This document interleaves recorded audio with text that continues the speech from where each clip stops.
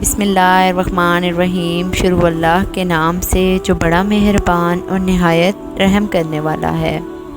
رشتہ داروں کے حقوق۔ والدین، اولاد اور شریک حیات کے حقوق کے بعد اسلام رشتہ داروں کے حقوق پر زور دیتا ہے۔ رشتہ داروں کے حقوق کے بارے میں قرآن کریم میں ارشاد ہے، اور رشتہ داروں کو ان کا حق دو۔ اب سوال یہ پیدا ہوتا ہے کہ رشتہ داروں کے حقوق کیا ہیں؟ تو آئیے رشتہ داروں کے حقوق کے بارے میں جانتے ہیں۔ رشتہ داروں کا پہلا حق حسن سلوک کا ہے۔ رشتوں کی بنیاد حسن سلوک ہے۔ دین اسلام نے رشتہ داروں کے ساتھ حسن سلوک کی خاص تاکید کی ہے۔ قرآن کریم میں اللہ تعالیٰ فرماتا ہے، اور والدین اور رشتہ داروں کے ساتھ اچھا سلوک کرو، جبکہ نبی کریم صلی اللہ علیہ وآلہ وسلم نے فرمایا کہ جس سے یہ پسند ہو کہ اس کے رزق میں تنگی نہ ہو بلکہ اضافہ ہو اور اس کی عمر دراز ہو، تو اسے چاہیے کہ رشتہ داروں سے اچھا سلوک کرے۔ دوسرا حق مالی امداد کا ہے۔ مالدار رشتہ داروں کو چاہیے کہ غریب رشتہ داروں کی مالی امداد کریں اور ان کی ہر طرح کی ضروریات کا خیال رکھیں۔ اگر کوئی رشتہ دار فوت ہو جائے تو اس کے بچوں کی اچھی پرورش اور ان کی پڑھائی کا بندوبست کریں۔ قرآن مجید میں ارشاد ہے، نیک شخص وہ ہے جو رضائے الہی کے لیے رشتہ داروں، یتیموں، مسکینوں، مسافروں اور مانگنے والوں کو مال دے اور غلاموں کو آزاد کرانے میں مال دے۔ نبی کریم صلی اللہ علیہ وآلہ وسلم نے فرمایا، مسکین کو صدقہ دینا ثواب ہے اور رشتہ داروں کو صدقہ دینا دوہرا ثواب ہے۔ ایک تو اصل صدقے کا اور دوسرا رشتہ داروں کے حقوق کے خیال رکھنے کا۔ تیسرا حق رشتہ داروں کے باہمی تعاون کا فائدہ ہے۔ مسلمانوں کو حکم دیا گیا ہے کہ اپنے ضرورت مند رشتہ داروں کا خیال رکھیں تاکہ انہیں غیروں کے آگے ہاتھ پھیلانا نہ پڑے۔ ہمیں تلقین کی گئی ہے کہ جو کچھ اللہ کی راہ میں خرچ کرو، اس میں اہمیت اپنے رشتہ داروں کو دو۔ انہیں تانے دے کر اپنا اجر اور ثواب ضائع نہ کرو۔ انہیں احساس کمتری کا شکار نہ ہونے دیں۔ برباد ہو جاتا ہے سارا ثواب رشتہ داروں کو بار بار جتلا کر۔ انہیں بار بار نہ جتلائیں۔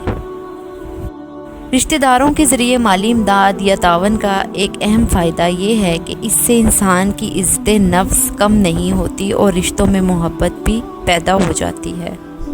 چوتھا حق خوشی غمی میں شریک ہونے کا ہے۔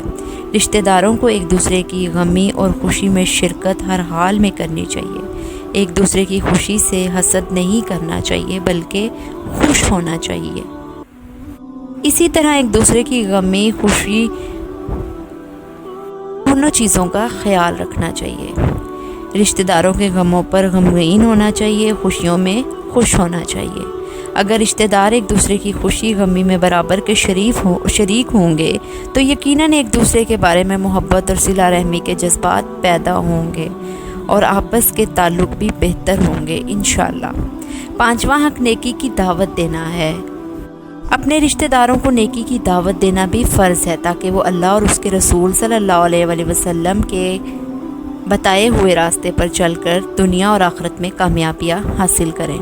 رشتہ دار اگر برائی کے راستے پر چل پڑے تو ہر ممکن کوشش کریں کہ وہ برائی چھوڑ کر نیکی کی طرف آ جائیں۔ نبی کریم صلی اللہ علیہ وآلہ وسلم دعوت کا آغاز اپنے رشتہ داروں سے کرتے تھے۔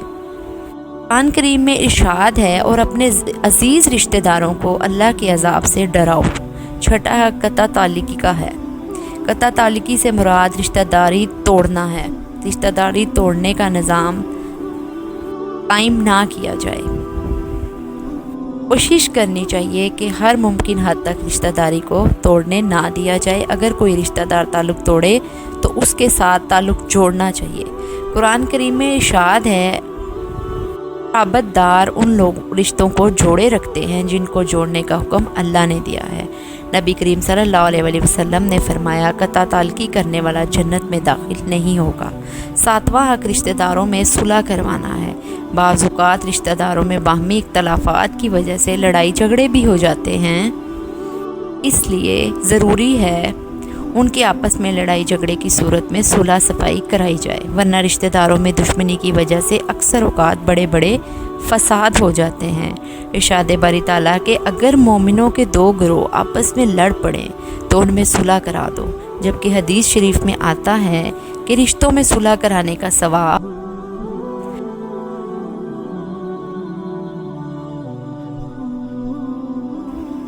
दो हज और 2 उम्रों के बराबर है। 8वां हक विरासत का है। इस्लाम ने रिश्तेदारों को विरासत देने का हुक्म दिया है। कुरान मजीद में इरशाद है, माँ बाप और करीबी रिश्तेदार छोड़ गए हों, इसमें मर्दों के लिए भी हिस्सा है और औरतों के लिए भी। इस तरका से हिस्सा है, चाहे वो थोड़ा हो या ज़्यादा, ये हिस्सा अल्लाह की तरफ से मुकर्रर है। आप अंदाज़ा लगाएं, रिश्तेदारों को विरासत में भी हिस्सा देने का कहा गया है। याद रखो कि रिश्तेदारों के हुकूकुल इबाद में आते हैं और इन हकूक़ को पूरा ना करने से अल्लाह बंदे को इस वक्त तक माफ़ नहीं करता जब तक बंदा खुद माफ़ ना करे। अल्लाह हम सबको रिश्तेदारों के हकूक़ अदा करने की तौफ़ीक़ अता फ़रमाए। आमीन।